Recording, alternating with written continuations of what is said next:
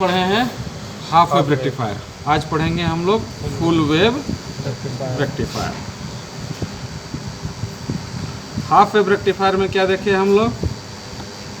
Half wave rectifier में देखे कि एसी मिलने पर एसी के प्रत्येक हाफ में डायोड के फॉरवर्ड बायस होने पर एक दिशा से करंट बहता है। नेगेटिव हाफ जब आया तो रिवर्स बायस हो गया, करंट का बहाव नहीं हुआ। तो हर पॉजिटिव हाफ पर हमको यहाँ पल्स मिल गया। करंट का नेगेटिव जो दिशा था एसी का वो नहीं मिला, इसलिए इसको हम बोलेंगे एसी। लेकिन चूंकि इसमें रिपल है इसलिए इसको पल्सेटिंग डीसी बोलते हैं। कैपेसिटर जैसा फिल्टर लगा करके हम लोग इसको स्मूथ डीसी में बदले थे। डायोड को अगर ट्रांसफार्मर पर उलट के लगाए थे तब आपको याद होगा, दिखाए थे कल, कि अगर रिवर्स बायस में जब एसी का नेगेटिव हाफ आए उस समय अगर डायोड को फॉरवर्ड बायस किया जाए, जब एसी का नेगेटिव हाफ आ रहा है उस समय अगर डायोड को हम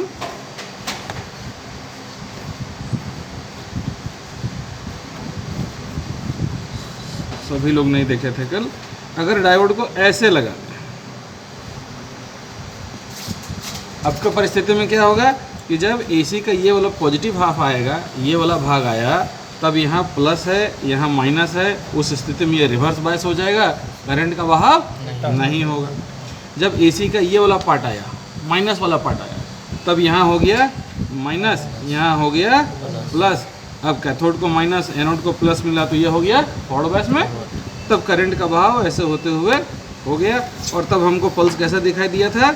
ऐसा दिखाई दिया था। क्या पॉजिटिव वाला हाफ तो नहीं आ रहा है, लेकिन नेगेटिव वाला हाफ अभी भी एक ही दिशा में करंट बह रहा है, इसलिए इसको क्या बोलेंगे?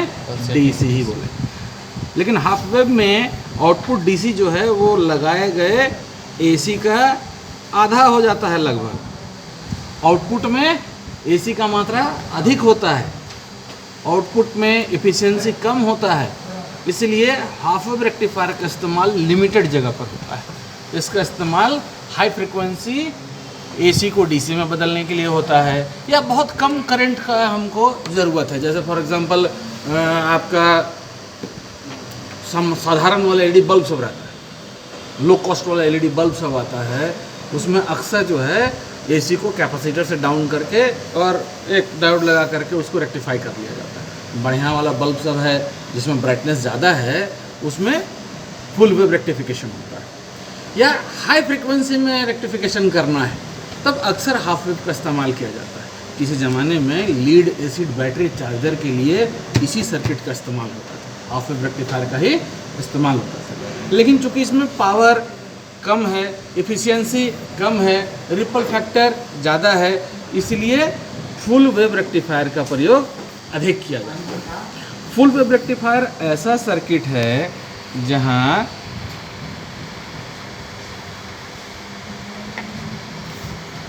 जब एसी हम अप्लाई करते हैं, इस एसी के दोनों हाफ में, पॉजिटिव हाफ में हो या नेगेटिव हाफ में, एसी कैसा है भाई? तो एसी ऐसा है। एसी के पॉजिटिव हाफ में एक ही दिशा से करंट बहता है, तो एसी के नेगेटिव हाफ में भी इसी दिशा से करंट बहता है। ये रेक्टिफायर क्या करता है, ये डायोड का कॉम्बिनेशन हम ऐसा बनाते हैं कि एसी का पॉजिटिव हाफ हो जाए या एसी का नेगेटिव हाफ हो जाए, दोनों अवस्था में लोड में करंट का बहाव एक ही दिशा से होगा। जब लोड में एक ही दिशा से करंट का बहाव होने लगे तो हमको कुछ ऐसा मिलने लगेगा, और जब एक ही दिशा से करंट का बहाव होगा तो हम उसको डीसी कहते हैं। अब यहाँ क्या है कि पॉजिटिव हाफ में भी करंट बह रहा है लोड में, और नेगेटिव हाफ में भी उसी दिशा से करंट बह रहा है, उसी दिशा से जो पिछले बार बहा था पॉजिटिव वाला में, उसी दिशा में करंट का बहाव हो रहा है। मतलब हमारे लोड में एसी के दोनों हाफ में, पूरे हाफ में, फुल वेव में एक ही दिशा में करंट बहेगा, इसलिए इस रेक्टिफायर को बोलते हैं क्या? Full wave rectifier. ये दो प्रकार का होता है। पहला को बोलते हैं सेंटर टैप रेक्टिफायर, और दूसरा को बोलते हैं ब्रिज रेक्टिफायर।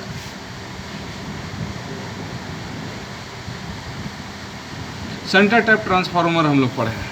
है ना। इसी ट्रांसफार्मर का डिज़ाइन इसी रेक्टिफायर के लिए किया गया था, इसीलिए उसको सेंटर टैप रेक्टिफायर बोलते हैं।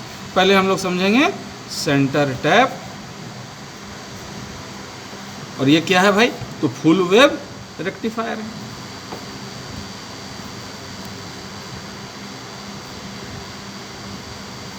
इस रेक्टिफायर में एसी को आवश्यकता अनुसार पहले सेंटर टैप ट्रांसफार्मर से स्टेप डाउन कर लेता है। जितना वोल्टेज का हमको डीसी चाहिए उतना के लिए, मान लीजिए 12 वोल्ट का हमको डीसी चाहिए, तो पहले 12012 ट्रांसफार्मर का प्रयोग कर लिए और 12 वोल्ट एसी में हम परिवर्तित कर लिए। मान लीजिए एग्जाम्पल के तौर पर कि 12012 का सेंटर टैप वाला ट्रांसफार्मर है ये, तो हम जानते हैं सेंटर टैप ट्रांसफार्मर पढ़े हैं हम लोग भाई। सेंटर में टैप है, टैप मतलब टैपिंग किया हुआ, बांधा हुआ है, बीच में बांधा हुआ है, 2 कॉइल है, दोनों तरफ कॉइल समान वोल्टेज का है, जितना इधर वोल्टेज है उतना ही इधर वोल्टेज है, दोनों वोल्टेज समान है, इसलिए इसका नाम है क्या, सेंटर टैप ट्रांसफार्मर। इस ट्रांसफार्मर का उपयोग करके यदि हम फुल वेव डीसी प्राप्त करें तो ऐसे सर्किट को कहेंगे centre tap full wave rectifier. वस्तुतः ये 2 हाफ वेव रेक्टिफायर का कॉम्बिनेशन है। इसमें ट्रांसफार्मर का जो 2 कॉइल दिख रहा है, इसमें दोनों तरफ एक एक डायोड लगा लिया जाता है, एक डायोड यहाँ, एक डायोड यहाँ लगा लिया। दोनों डायोड का कैथोड को आपस में जोड़ लिया जाता है और सेंटर वाले बिंदु से दोनों कैथोड के जंक्शन पर लोड लगा लिया जाता है। दोनों समान वैल्यू का डायोड लगा लिए, जितना आवश्यकता था। मान लीजिए 12 वोल्ट डीसी चाहिए था तो 12012 का ट्रांसफार्मर ले लिए, दोनों तरफ डायोड ले लिए। अब इधर से देखिएगा तो इतना दूर में क्या दिखाई दे रहा है, ये इतना दूर में हाफ वेव रेक्टिफायर दिखाई दे रहा है। उसी तरह अगर इधर से ढप गए तो क्या होगा, ये भी हाफ वेव रेक्टिफायर दिखाई दे रहा है। अब एसी का दोनों हाफ में क्या स्थिति होगा उसको समझते हैं। मान लीजिए एसी ऐसा हमारा आ रहा है, एसी का ये पॉजिटिव हाफ है। मान लीजिए एसी का जब पॉजिटिव हाफ आया, इस बिंदु पर, ये वाला बिंदु पर क्या हुआ सो जानने का कोशिश करते हैं। मान लीजिए इस बिंदु पर ट्रांसफार्मर का ये टर्मिनल जो है वो क्या था, प्लस था, तो ये टर्मिनल माइनस रहा होगा, फिर ये प्लस हुआ होगा और ये माइनस हुआ होगा। हाँ, पोलैरिटी टेस्ट हम लोग ट्रांसफार्मर का किए थे, देखे थे उस तरह से हम लोग। तो यहाँ प्लस होता है, यहाँ माइनस होगा, फिर यहाँ प्लस हो जाएगा और यहाँ माइनस हो जाएगा। ऐसे स्थिति में D1 डायोड के एनोड को प्लस मिल रहा है, इसके कैथोड को इस रेजिस्टेंस होते हुए यहाँ से माइनस मिल रहा है। जब डायोड के एनोड को प्लस और कैथोड को माइनस मिले तो उस डायोड को क्या बोलेंगे भाई, फॉरवर्ड बायस में है। यानी अभी ये डायोड फॉरवर्ड बायस में है, और जब डायोड फॉरवर्ड बायस में होगा तो करंट का प्रवाह तो होगा। ये डायोड किस स्थिति में है, इसका एनोड को यहाँ से क्या मिल रहा है, माइनस, और यहाँ से क्या मिल रहा है, कैथोड को प्लस। इसका मतलब ये किस स्थिति में होगा, अभी रिवर्स बायस में होगा। रिवर्स में करंट का बहाव नहीं होता, लेकिन फॉरवर्ड में तो होता है। इसलिए फॉरवर्ड बायस डायोड के कारण सर्किट में इस दिशा से होते हुए करंट का बहाव हो जाएगा, और हमारा जो लोड है, इस लोड में, ये जो लोड था, इस लोड में करंट का बहाव हो जाएगा। किसके वजह से हुआ भाई, तो ये हुआ अभी D1 डायोड के वजह से। D1 डायोड फॉरवर्ड बायस था, इसलिए उसके वजह से करंट का फ्लो हो गया। अब आया ये नेगेटिव हाफ। जब नेगेटिव हाफ आया, ये बिंदु जब आया तो ये बिंदु बदल गया अब माइनस में, ये बिंदु बदल गया प्लस में, ये बिंदु हो गया माइनस में, ये टर्मिनल हो गया प्लस में। अब देखते हैं तो दिखाई दे रहा है D1 का एनोड को माइनस, कैथोड को मिल गया यहाँ से प्लस, यानी अब बदल गया किस में, ये रिवर्स बायस में। जबकि D2 को देखेंगे तो एनोड को प्लस मिल रहा है और कैथोड को यहाँ से क्या मिल रहा है, माइनस, यानी कि ये बदल गया किस में, अब फॉरवर्ड बायस में। और हम जानते हैं कि जब डायोड फॉरवर्ड बायस होता है तो उससे करंट का प्रवाह होता है, बशर्ते लगाया गया वोल्टेज डायोड के नी वोल्टेज से ज़्यादा। तो अब करंट का बहाव फिर होगा। करंट का बहाव कहाँ से कहाँ होगा, माइनस से प्लस सही होगा। माइनस कहाँ है अभी? इस बिंदु पर है, सेंटर टैप वाले बिंदु पर है, यानी करंट का फ्लो ऐसे होगा, यहाँ से होते हुए इस दिशा में करंट का प्रवाह पहुँच गया प्लस तक। करंट का बहाव अब किधर से हुआ? लोड में किधर से हुआ? पहले वाले दिशा में ही हुआ कि दिशा बदल गया है? बदल गया। जिस दिशा में पहला वाला करंट बह रहा था यहाँ से सेंटर टैप से इधर होते हुए, उसी दिशा में करंट बह रहा है या इसमें उल्टा है? लोड का देखिए, लोड को देख के बात कीजिए। सेम है। हाँ, लोड में करंट का दिशा तो सेम है ना। हम इसको नहीं देख रहे हैं, हम अब लोड को देख रहे हैं। लोड में पहले जो करंट बहा था D1 के कारण इसी दिशा में था, तो D2 से जब करंट बहा तो भी उसी दिशा तो में। लोड में तो उसी दिशा में बहा ना। तो जो हम फिगर बनाएंगे तो फिगर जाहिर सी बात है फिर उसी दिशा में बहा है तो इसी ना बनाना पड़ेगा। Yes sir. इसीलिए इसमें ऐसे बनाए, दोनों एक ही दिशा में करंट का बहाव, यानी AC के पॉजिटिव हाफ में D1 के कारण लोड में करंट का बहाव होगा, AC के नेगेटिव हाफ में क्या हो जाएगा? D2 के कारण करंट का बहाव होगा। फिर पॉजिटिव हाफ आएगा तो क्या हो जाएगा? D1 फॉरवर्ड बैच में आ जाएगा, D2 हमारा रिवर्स बैच में हो जाएगा, यानी D1 के कारण करंट का बहाव हो जाएगा। किस दिशा में होगा भाई? तो इसी दिशा में होगा, सेंटर टैप से कैथोड की ओर होते हुए। जब नेगेटिव हाफ आएगा ये वाला, फिर करंट का बहाव होगा, किस दिशा में होगा? इसी दिशा में होगा। यानी कि अब लोड में करंट का बहाव हमेशा क्या होता रहेगा? एक ही दिशा में होता रहेगा। एक बार D1 डायोड के वजह से और एक बार D2 डायोड के वजह से लोड में करंट बहता रहेगा, और हमेशा एक ही दिशा में बहेगा तो DC है। एक ही दिशा में बह रहा है तो DC ना बोलेंगे। हाँ, ये जरूर है कि ये कैसा है? पल्सेटिंग DC है भाई, स्मूथ DC बैटरी जैसा नहीं है, लेकिन DC तो है। ये AC है हमारा, तो इसको हम बोलते हैं क्या? Pulsating DC। और AC के दोनों हाफ यानी पूरे वेव में हमको लोड में एक ही दिशा में करंट बहता है, इसलिए इसको बोला जाता है फुल वेव रेक्टिफायर। अब जो लोड में हमको माइनस प्लस मिल रहा है, तो लोड में माइनस कहाँ देखेंगे, प्लस कहाँ देखेंगे? तो लोड में हमेशा करंट इधर से इधर बह रहा है, यानी लोड में माइनस ये बिंदु रहा होगा। यहाँ हम अगर मल्टीमीटर लगाना चाहें तो ये बिंदु मल्टीमीटर का क्या होगा? माइनस होगा, यहाँ हमारा माइनस होगा, और ये बिंदु क्या हो जाएगा? प्लस हो जाएगा, क्योंकि करंट का बहाव तो हमेशा माइनस से प्लस की ओर होता है। इसलिए कैथोड जंक्शन के तरफ हमारा प्लस मिलेगा, और जो सेंटर टैप है उधर की ओर क्या मिलेगा? माइनस मिलेगा।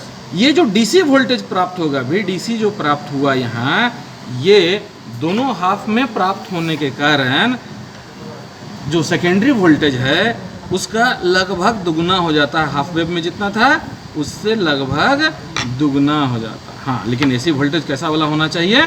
RMS वाला वोल्टेज होना चाहिए, है ना। अगर यहाँ 12 वोल्ट आ रहा है AC RMS, तो यहाँ से यहाँ हमको कितना मिल जाएगा? 12 गुने 0.9, 10.8 वोल्ट मिल जाएगा यहाँ, है ना।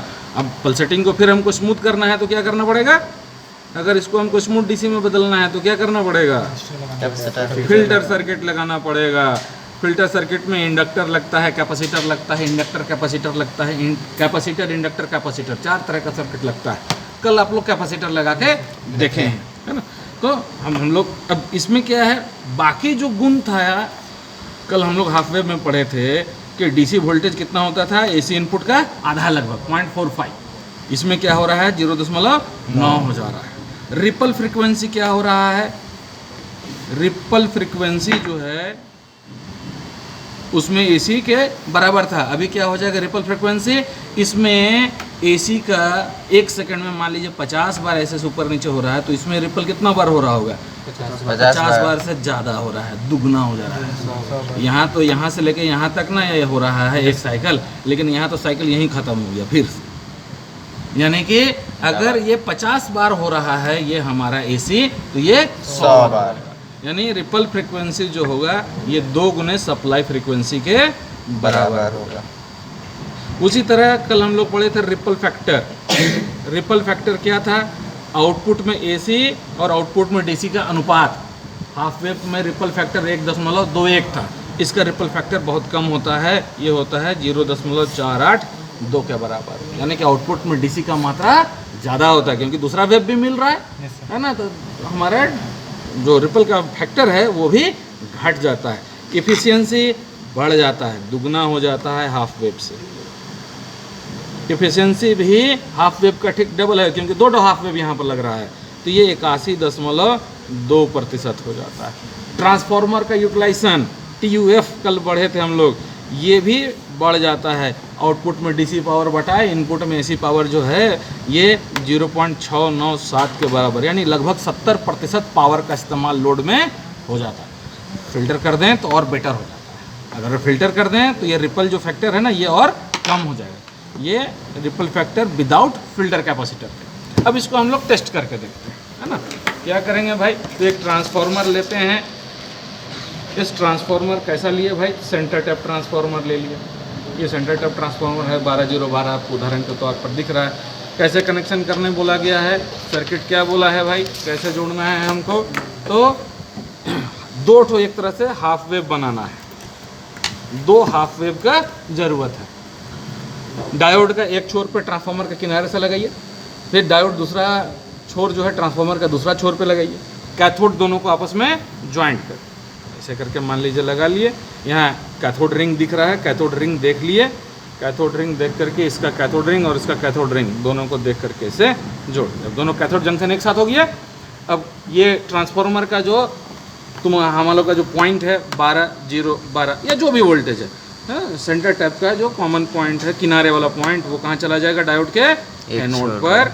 ये वाला चला जाएगा डायोड के दूसरे छोर पर। और ये वाला हमको क्या मिल जाएगा, ये 0 पॉइंट है जहाँ हमको क्या लगाना है, हमारा लोड जोड़ देना है। तो यहाँ से यहाँ जोड़ देना, ठीक है। अब कनेक्शन हो गया हमारा। AC हमको कहाँ मिल रहा है, तो AC मिल रहा है एक सेंटर पॉइंट पर, और दूसरा पॉइंट हमको कहाँ मिल रहा है AC का, ये मिल रहा है हमको ट्रांसफार्मर के न्यूट्रल। एक तो सेंटर पॉइंट पर और दूसरा किसी एक साइड, कोई एक साइड माप लीजिए। मन है दोनों साइड मापिए, मन है एक साइड मापिए, दोनों तरफ तो वोल्टेज बराबर होगा ना। तो चैनल 1 को लगा देते हैं कहाँ, अभी एक साइड में लगा लिए, ट्रांसफार्मर के एक साइड में लगा लिए, यहाँ लगा लिए हैं। आउटपुट के लिए कहाँ लगाएंगे, यहाँ लगाएंगे, इस बिंदु पर आउटपुट जोड़ेंगे। अब इसका दूसरा चैनल जो है उसको जोड़ देते हैं।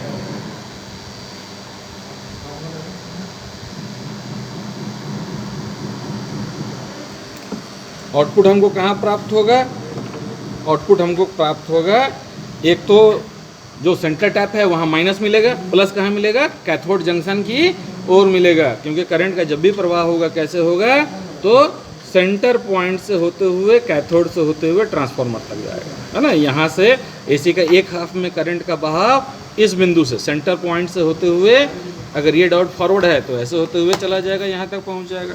जब दूसरा हाफ आएगा, ये डायोड फॉरवर्ड हो जाएगा, ये रिवर्स हो जाएगा, करंट का फ्लो ऐसे होते हुए हो जाएगा। करंट का फ्लो हमेशा लोड में इधर से इधर होगा, यानी इधर प्लस होगा और इधर माइनस। तो इसको हम लोग सेकेंड वाला जो चैनल है उसको जोड़ देते हैं, लोड के अक्रॉस जोड़ देते हैं।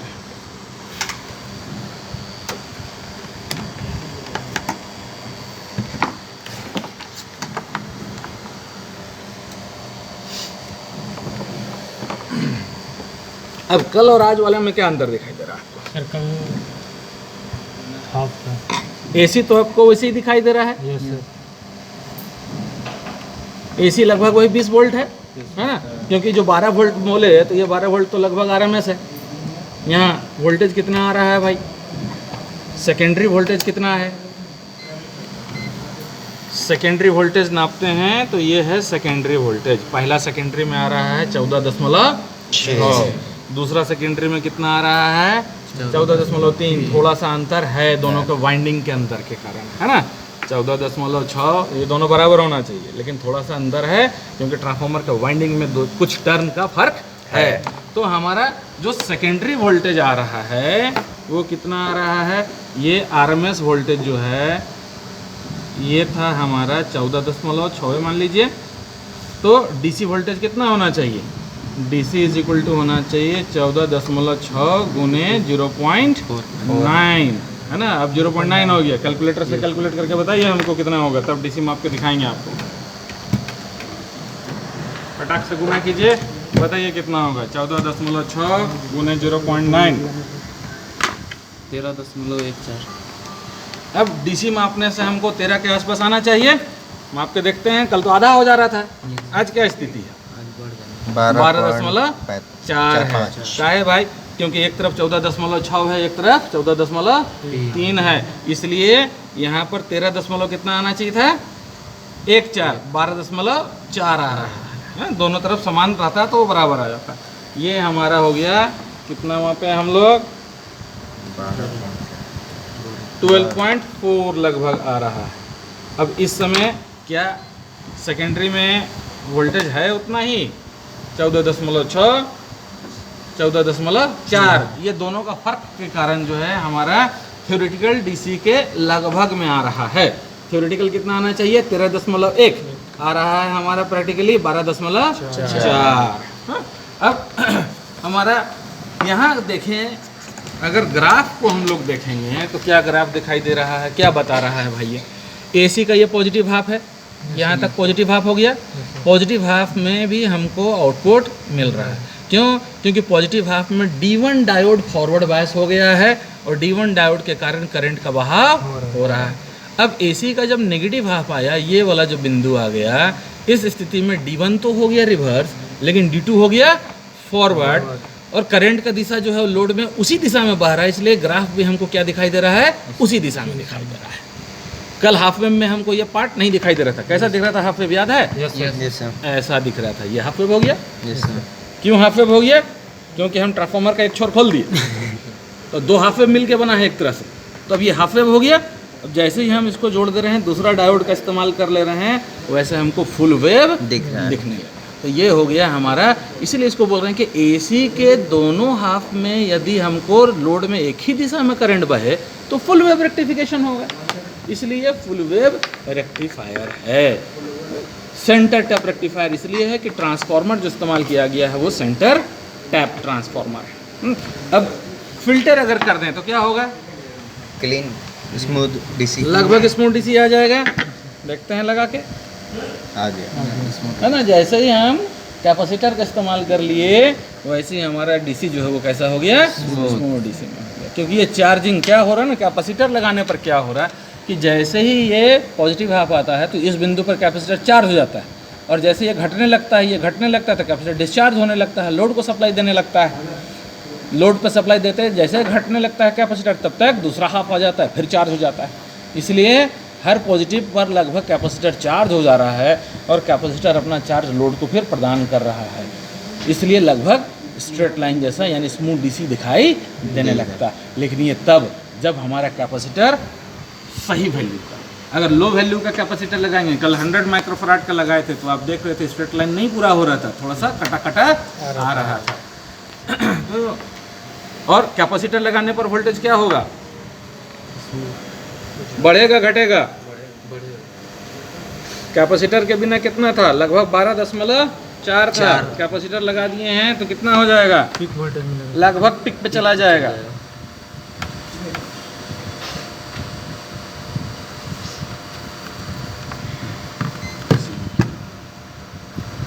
अठारह 6.7 8 के आसपास है। थोड़ा फ्लक्चुएशन है क्योंकि वोल्टेज थोड़ा अप डाउन हो रहा होगा, है ना? तो 18.8 वोल्ट के आसपास हो गया। हमारा एसी वोल्टेज जो था, एसी वोल्टेज करीब 14.6 था। इस बिंदु पर 14.6 वोल्ट था। अब 14.6 वोल्ट में से 0.5 वोल्ट लगभग 0.5 0.3 से 0.7 इसको फॉरवर्ड बायस होने में लगा होगा। तो 14.6 से मान लीजिए 0.6 वोल्ट ड्रॉप कर गया डायोड में फॉरवर्ड बायस करने के लिए। तो बचा हुआ जो वोल्टेज होगा वो आरएमएस है। 14 वोल्ट माइनस 6 में डायोड का फॉरवर्ड बायस होने के लिए लगभग मान लेते हैं, अप्रॉक्स में ले लेते हैं 0.6 इसका नी वोल्टेज है। तो 14 वोल्ट लगभग आउटपुट हमको मिल रहा होगा आरएमएस में। अब आरएमएस में यदि हम गुना कर दें कितना से? √2 से 1.414 तो हमको पिक वोल्टेज मिल जाना चाहिए। गुना करके बताइए कितना हो रहा है? 14 में 1.414, 14 गुने 1.414 19.7 वोल्ट लगभग आना चाहिए। हमारे पास कैपेसिटर के पास कितना मिल रहा है? 18.8 वोल्ट करीब मिल रहा है। होना चाहिए था लगभग 19.7, आ रहा है 18.8 वोल्ट। इसका मतलब ये कैपेसिटर पूरे पिक पर अभी भी नहीं पहुंच पा रहा है। कई बार ऐसी स्थिति में कैपेसिटर पर ये वोल्टेज माप करके और ये कैलकुलेशन करके आप ये जांच कर सकते हैं कि ये कैपेसिटर सही है अथवा ख़राब। मान लीजिए ये कैपेसिटर 9.7 होना चाहिए ना, 19.7 होना चाहिए था, ये बता रहा होता 12 वोल्ट, 11 वोल्ट, 13 वोल्ट ऐसा आ रहा होता, नियर अबाउट 18 है, इसके आसपास आ रहा है, तो ये कैपेसिटर लगभग ठीक है। अगर बहुत कम हो रहा होता तो हम बोल सकते थे कि भाई कैपेसिटर खराब है। ये बड़े इलेक्ट्रोलाइटिक कैपेसिटर जिसका वैल्यू जांच करने का सुविधा अक्सर LCR मीटर में भी नहीं होता, 1000 माइक्रोफराड जैसा मापने का सुविधा सामान्य LCR में नहीं है, तो ये तकनीक से हम माप सकते हैं। अब जो बना यही भाग कहलाता है क्या, ये फुल वेव रेक्टिफायर से बना एक पावर सप्लाई हो गया। अब ये आपका एक अनरेगुलेटेड पावर सप्लाई है। ये जो DC वोल्टेज प्राप्त हो रहा है, इस DC वोल्टेज का इस्तेमाल हम किसी लोड को चलाने के लिए कर सकते हैं। जैसे आप पावर सप्लाई का इस्तेमाल करते हैं, रेगुलेटेड पावर सप्लाई आप यूज कर रहे हैं प्रैक्टिकल में, ये हो गया अनरेगुलेटेड पावर सप्लाई। इस सर्किट का बहुत प्रमुखता से इस्तेमाल किया जाता रहा है छोटे device, radio, tape recorder, stereo जैसे चीज़ में पावर देने के लिए बहुत कॉमन इस्तेमाल किया जाता रहा है। सेंटर टैप रेक्टिफायर होने से एक और फ़ायदा होता है कि AC के पूरे हाफ में एक ही डायोड फॉरवर्ड बायस में आता है। एक डायोड फॉरवर्ड है तो दूसरा रिवर्स है, यानी करंट बारी बारी से होकर के बहता है। इसलिए आज भी इस सर्किट का इस्तेमाल वैसे जगह पर अक्सर किया जाता है जहां हाई करंट DC की आवश्यकता हो, जैसे कंप्यूटर SMPS पावर सप्लाई, उसके सेकेंडरी भाग में सेंटर टैप ट्रांसफार्मर लगा हुआ होता है, और चूंकि वहाँ 20 एम्पियर 25 एम्पियर तक का DC चाहिए होता है, इसलिए अक्सर सेंटर टैप ट्रांसफार्मर लगा करके 2 डायोड का इस्तेमाल करते हुए DC प्राप्त किया जाता है। तो फ़ायदा ये होता है कि एक बार ये डायोड फॉरवर्ड हुआ, इस कॉइल में करंट बहा, तब तक ये डायोड में करंट नहीं बह रहा है, कॉइल में भी करंट नहीं बह रहा, तो ये थोड़ा ठंडा होने का मौका मिला। फिर ये जब रिवर्स में हो गया, ये फॉरवर्ड हो गया, तो अब इसके वजह से करंट बहता है लोड में, ये इसको ठंडा होने का मौका मिलता है। इसलिए सेंटर टैप रेक्टिफायर का इस्तेमाल आज भी बहुत प्रमुखता से होता है जहां लो वोल्टेज DC चाहिए लेकिन हाई करंट DC चाहिए, जब करंट ज़्यादा चाहिए। इसके इस्तेमाल से आप 220 वोल्ट AC को DC में नहीं बदल सकते हैं, क्योंकि ट्रांसफार्मर जो है आपको जो आउटपुट आ रहा है, AC सप्लाई जो आ रहा है, जो AC वोल्टेज आ रहा है वो कैसा है भाई, तो AC तो भाई एक फेज है और एक न्यूट्रल है। यहाँ फेज है, एक न्यूट्रल है, यहाँ 0 है, यहाँ 220 है। 220 0 220 तो नहीं आ रहा है, इसलिए इसका इस्तेमाल सीधे अगर हमको इस AC को, सिंगल फेज AC को DC में बदलना है तो डायरेक्ट नहीं कर सकते, हमको विशेष प्रकार का ट्रांसफार्मर बनाना पड़ेगा। वैसा ट्रांसफार्मर बनाया जा सकता है, प्रैक्टिकली यूज़ नहीं होता, लेकिन हम बना सकते हैं भाई कि टर्न रेशियो बराबर रहे। यहाँ भी 220 आए, यहाँ भी 220 आए, तो अब ये 220 0 220 में कन्वर्ट हो जाएगा। आइसोलेशन ट्रांसफार्मर ऐसे बोलते हैं, जब प्राइमरी और सेकेंडरी वोल्टेज समान रहे, चेंज ना हो, तो इसको आइसोलेशन ट्रांसफार्मर कहा जाता है। तो हमको ऐसा व्यवस्था स्पेशली बनाना पड़ेगा, तब जा कर के हम सिंगल फेज AC को बदल सकते हैं सेंटर टैप के सहायता से DC। इसको डायरेक्ट हम सेंटर टैप चूँकि आता नहीं है, इसलिए डायरेक्ट सेंटर टैप रेक्टिफायर का इस्तेमाल नहीं कर सकते, इसलिए एक अलग रेक्टिफायर की आवश्यकता पड़ती है, जिसको कहते हैं ब्रिज रेक्टिफायर, जहां हम 4 डायोड का इस्तेमाल करते हैं, है ना। इसको एक बार बंद कीजिए।